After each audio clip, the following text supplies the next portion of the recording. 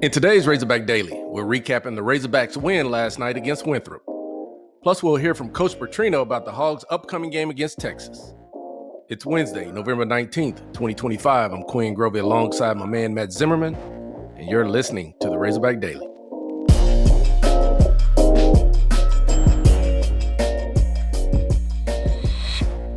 Winthrop will throw it into the backcourt. Cody Cluett will be the trigger man. They hand the ball to Cluett. Inbound, Rozier, 10 seconds. Rozier leaves it for Barry. Barry guarded by Thomas, 5 seconds, 4 seconds, 3 seconds. Barry, three-pointer, right wing for the win. No good! Arkansas wins it! Arkansas wins it. Malik Thomas, tough D on the final play. Dalen Barry's three drew nothing but the backboard, and Arkansas escapes with an 84-83 win. Big time play, last play, go by, throw it to you, you throw it back. How about Nick making free throws? Okay? Look, I'm done. Let's just enjoy. You won a game, shouldn't have won. We got to get this thing going, guys. I'm just telling you. Hey, together on three. 1, 2, 3. Together. All right, here we are on the Razorback Daily. Wow, what an exciting victory for the Arkansas Razorbacks. And we're here with one of the conquering heroes, Trevon Brazile, in the Razorback locker room post-game. Trevon, wow. But that team could shoot that ball 15 of 31 from the three. Even SEC teams don't do that in here. We still found a way to win. Talk about what that game was like for you. I'll just say, first of all, we're lucky to get out with the win there. You know, obviously the 15 threes, anytime a team, makes 15 threes, you think you'll lose. But, we made some plays at the end defensively. Nick with the layup, that separated us, so it was lucky. How about this? We're up. We're down 5. Yeah. And they've got the basketball, a little over a minute left, and their number 7, Barry, kind of drove a little bit to his right side. He ended up getting a little separation. He's got about an 8-footer, and they would have been up 7. He misses that. Billy swipes it, and it goes off their guy's hands, and we get the ball back. And then if I remember right, then it's Billy layup quick. We get a stop. And then it's Darius coast to coast layup, cut it to 1. And then they've got the ball at the end. I thought they would go to their big guy, but they end up having to shoot a 3. And you blocked it out there. You had 4 blocks. You had, I think 3 of your 4 blocks were jump shot blocks. Yeah. Which may have all 4 been jump. I think one of them was down low, wasn't it? But you were blocking these jump shots, which is hard to do. Talk about blocking that shot. That's what leads to Nick on transition and taking the lead by 1. Well, they up to that point, I don't know how many threes they had, but it was whatever, 15 or whatever. So I just know, they're feeling good. They're trying to shoot it. So, usually whenever I wouldn't jump and go out there a jump shot, I was just going and jumping because, they were watching the ball going the whole night. So, just trying to get a block, trying to, put my hand in the path of the rim. And you get that ball pretty good, and then you went and got it. Mm-hmm. And then do you remember who you passed it to? Was it to Darius after you got the ball? And then I think they got it to Nick. That was a Nick's basket at the end. I don't remember. You got it, but you went and got the block. You blocked it, and you went and got it. Yeah. Well, we hadn't got to see it again, so I can't wait to watch that replay. And then Nick with the big quick move, power up and score. He was very aggressive in the game, outstanding finishing around the basket, and he was huge. 5 for 5, 3 for 4 at the free throw line. Okay, now let's talk about the little wild play at the end. We take the lead. We got to play defense. Yeah. And you were a little bit further back down the floor. A little bit wild there. Their guy got the ball above his head trying to go throw it in. Nick got tied into it. What were you thinking there? I don't even know. I seen the ball go in, and I'm just yelling, everybody get back. I run past Malik Thomas, and, I'm telling everybody get back, and I hear the crowd react to something, so I'm like, this is weird. Thought we got a steal or something, turn around, and, it was some little WWE action going on. But nobody got hurt. At least nobody threw any punches. That was the main thing. At least there was nothing thrown. And then no technical free throws, none of that. So it Well, as it happened on the radio broadcast, I immediately said, I think it'll just be one on a technical on them and a technical on us, no free throws. And we were fortunate that that's the way it broke, and they didn't have any timeouts, and they had to go down. Let's talk about that play. I thought they might try to get it to the little guard to see if he could go make a play, but they went with their leading scorer, number 7, Barry. He had to go against Malik Thomas. And it helped us that 51 had fouled out because he was scoring pretty good down low with you some. He was a good player. Yeah, he was. So you just talk about that defensive stop right there, 11 seconds left. We're up 1. We got to get a stop. Yeah, I mean, we subbed Carter in for Nick so that we could switch 1 through 5 and, everything 1 through 5. That's smart. So we were just doing that, and, it ended up just being an ISO for number 7. I don't know what play they were trying to run. But, I mean, yeah, I think if 51 was in the game, they probably would have went to 51, I think. I think so, too. I think they'd have tried to get it through number 2 or through number 7 to 51. Yeah. So the foul ended up helping us a little bit, the skirmish, getting him out. He may not have scored. You may have gotten that shot, but he was a good player. But when that ball doesn't even hit the rim and we got it, what's the feeling like? And what was the locker room like for the Razorbacks? I mean, the feeling is, we're happy we won. I wouldn't say excited, but, we're just happy we won. It's a W in the win column. It's not an L. So, anytime that happens, it's a good. But, in the locker room is what you'd expect. We know we got to play better. Coach knows that. Everybody knows that. We got to be way better defensively. So, we'll come in tomorrow, do film, do practice, get ready for Friday. Yeah. Well, I do think you have to enjoy those kind of wins because I think Winthrop, sometimes we get worried about a name or if it's a big-time school. That's a heck of a team. That's a good team. They got a lot of old players, a lot of experience. Was there any freshmen on their team? No, not really. They have a couple young guys. They don't play a whole lot, and but those are a lot of transfers, a lot of mid-major transfers. Yeah. But they're tough kids. Yeah, they were solid, and they know how to play, and they're well coached. But I think it was a great win for the Razorbacks. I think you're a little low on it because it could have been a loss. It could have been a loss. And this, we're feeling pretty good right now to get that win. Yeah, it feels good. Like I said, W in the win column, not an L. So, we can't really move on yet. We still got to watch the film and stuff, but, we'll move on after that. Absolutely. There he is, Trevon Brazile. Trevon, thanks for joining us on the Razorback Daily. Appreciate you. All right, go Hogs. Yes, sir. Hey, Razorback basketball fans, SeatGeek makes it easy to find tickets so you can be a part of all the courtside celebrations this season. Man, that sounds fun. Whether you're buying or selling your basketball tickets, SeatGeek is the place to do it. SeatGeek is the official ticketing partner of Razorback Athletics. Expect the expected SeatGeek. Home is more important than ever, and Arvest Bank is here to help you with all of your home loan needs. For a new home, a refinance, or making improvements to your current home, get started today at arvest.com/home for me. That is arvest.com/home for me. Equal housing lender. All loans are subject to credit approval. All right, Quinn Grovey, Texas week. And we've been kind of anticipating this through a whole season. You're just week to week. You're just getting ready for A&M and Auburn, Mississippi State. But I think we all knew coming towards the end of the season this year was this rivalry game with the Texas Longhorns.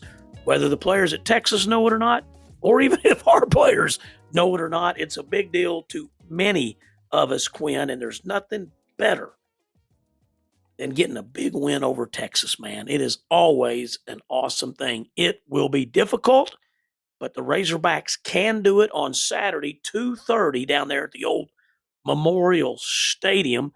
And Quinn, before we get into some of the stuff Coach Petrino talked about in the press conference, what's it like? You've been there. I'm assuming you played there twice. What was it like at that time running on the field and playing the Longhorns in Austin, if you can remember anything from that? Oh yeah, no, it was always a tough battle, and generally when we played, I mean, we were going to both be in the top 10 or top 20, and so it was always a big game. It was always going to be one of the better games of the week. And playing down there it's tough, and I will say that it's different now than it ever was whenever I played because there's like 80,000, and that was still one of the biggest stadiums that I was playing in.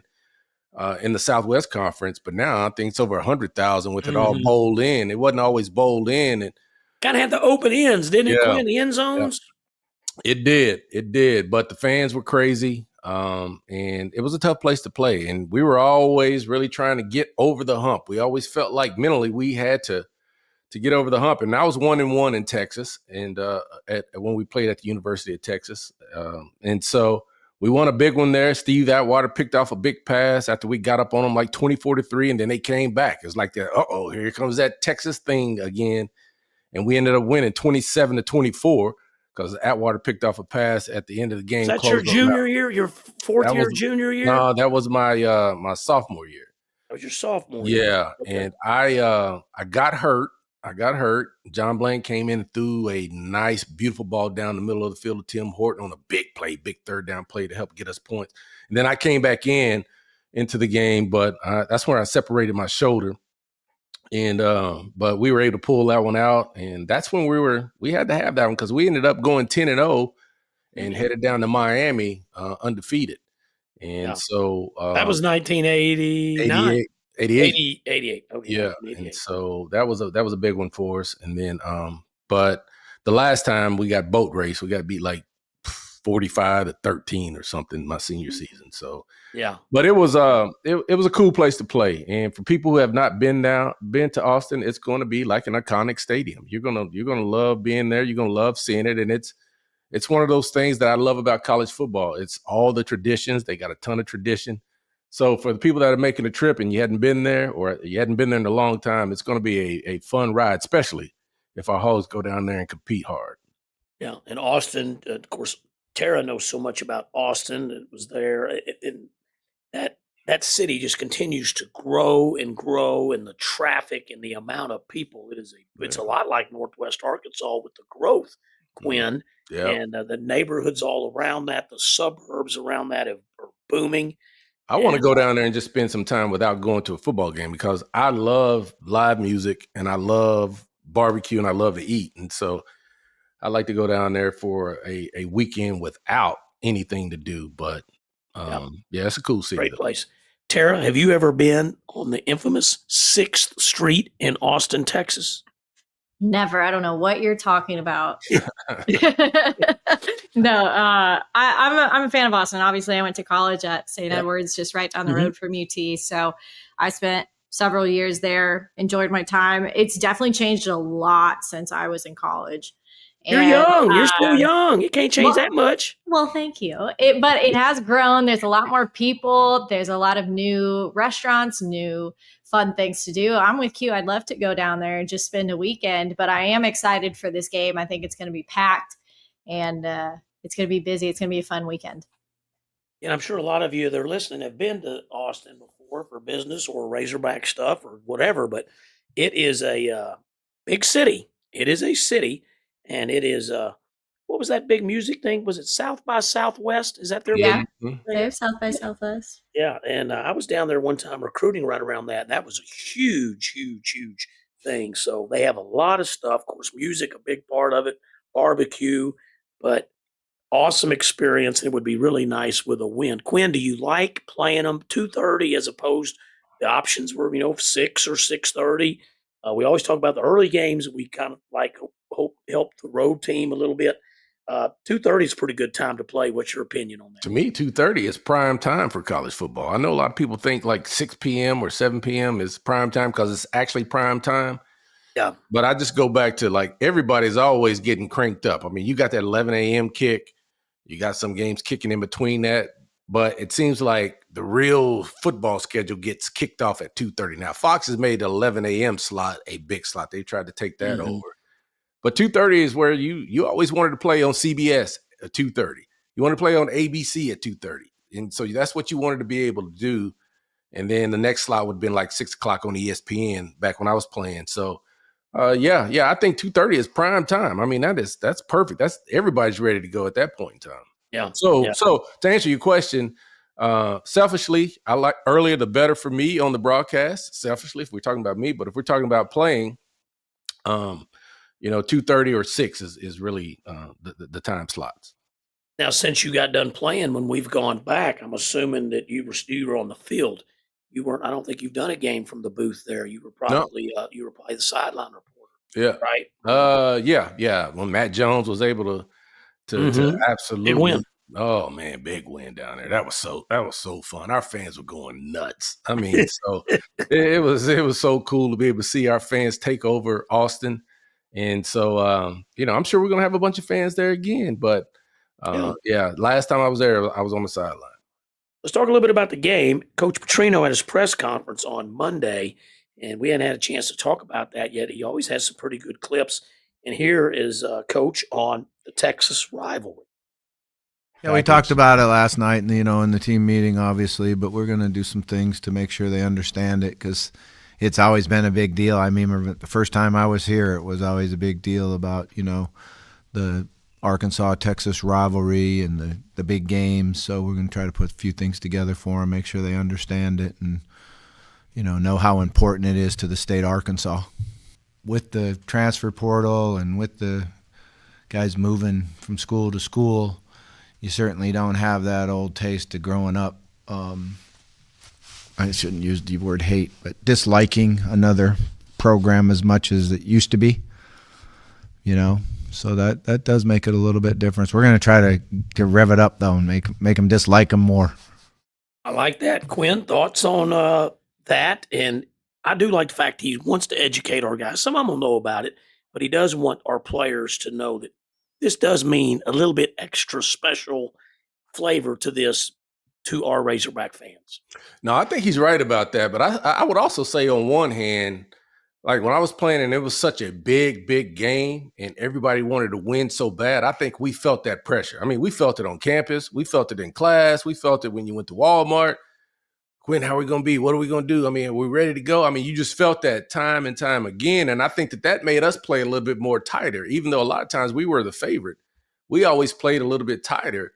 I think since there was a huge break and what Coach Petrino's talking about people transferring in, people not really understanding that rivalry, our fans get it, but the players on the field really didn't understand. And I think when Texas came here a couple of years ago in Sark's first year, I mean, they heard about it, but they didn't really understand. They didn't feel it. They didn't understand like the heartbreaking losses that we had to deal with. They knew the history, but it was just, another team over there to them. And I think that they played a little bit more looser. So in certain situations where you've had some bad luck against a particular team, I think maybe that little break in that lapse in understanding what it is and what it means, it could be just another SEC football game to some of those guys. So I think it may allow them to play a little bit looser. Yeah, I like that. And I know, Quinn, we've talked quite a bit about Arch Manning this year, and you thought before the season that he would be maybe win the Heisman Trophy. And you talked about how dynamic and a great quarterback he was, and we've kind of stayed with that. And we know he is very, very good. So he is a very talented player, continues to get better. And here's Coach Petrino on highly regarded, much anticipated Arch Manning. This Sark offense with Arch Manning, he was getting a lot of criticism early in the year, but it seems like he's kind of working his way back into more production. What do you think of Arch in this offense? Yeah, I mean, he's a really good, talented player. A lot of times, as a quarterback, I always tell our guys it's an occupational hazard. When things aren't going as well as they should do, you're going to take more blame than you probably should take. A lot of times when you execute well and you play well at quarterback, it's because all 10 other guys out on the field are doing a great job and doing their job. So it's a hard position to play. You're certainly going to be the one that takes the criticism. You have to have big shoulders and understand I chose to play this position, and that goes with it. Yeah, pretty good, Quinn. And Coach complimentary of Arch. He has been playing better. He didn't play great, I didn't think, down at Georgia, but Georgia's defense had a whole lot to do with that. They were coming at him, man, and we talked about this on Monday's show. He got hit, man. He got hit 4 or 5 times where they wore him out, and he got up and he kept playing. Quinn, thoughts on the development of the young Manning here? I think Coach is spot on. I mean, the guy is, in my opinion, I think he's been through one of the toughest seasons that any guy could go through. I mean, I don't know of any quarterback that's been under a spotlight as much as him. And from the word go. Now, like Coach said, you signed up for that. And then when you signed that big NIL deal, you knew what was coming with that. And so there was going to be some expectations that you had to deliver on. And early on, he didn't. And he got smashed. I mean, he got smashed. And it'd been easy for him to just kind of crawl into a hole, but he continued to fight, continued to work, stayed in the fight. It'd been easy just to be like, oh man, coach, put somebody else in, man. This ain't for me. But you know his uncles ain't gonna let him do that. His granddad dang sure ain't gonna let him do that. And so he had a good group of quarterbacks to rely upon to help him get through tough situations. And I started seeing him progress over the last couple of games as he worked through that funk. I've always said he's probably one of the more mentally tough guys because to deal with that every single day.